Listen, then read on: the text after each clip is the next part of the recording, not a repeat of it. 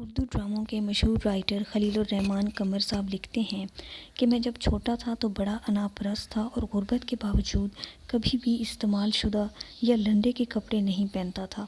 ایک بار میرے والد صاحب کو کپڑے کا ایک سوٹ گفٹ میں ملا تو میں نے اپنے والد صاحب سے کہا کہ میں نے اس سوٹ سے کوٹ سلوانا ہے، تو ابا جی نے اجازت دے دی اور ہاف سوٹ سے میں نے گول گلے والا کوٹ سلوا لیا، جس کا ان دنوں بڑا رواج تھا۔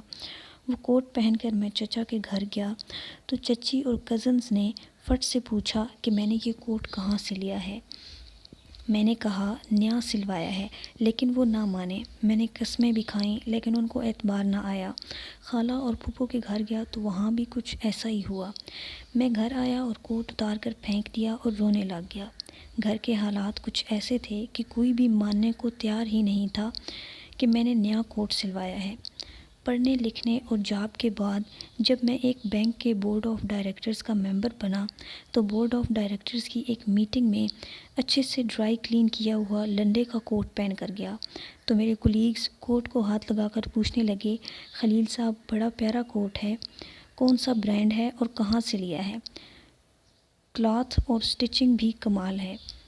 میں نے بنا کوئی شرم محسوس کرتے ہوئے کہا، بھائی جان لنڈے سے لیا ہے، لیکن وہ نہ مانے۔ میں نے قسمیں بھی کھائیں پھر بھی ان کو اعتبار نہ آیا اور اب کی بار میں رونے کی بجائے ہنسنے لگ گیا تھا۔ سچ یہ ہے کہ یہ معاشرہ بڑا منافق ہے، غریب کے سچ پر بھی اعتبار نہیں کرتا اور امیر کے جھوٹ پر بھی صداقت کی مہر لگا دیتا ہے۔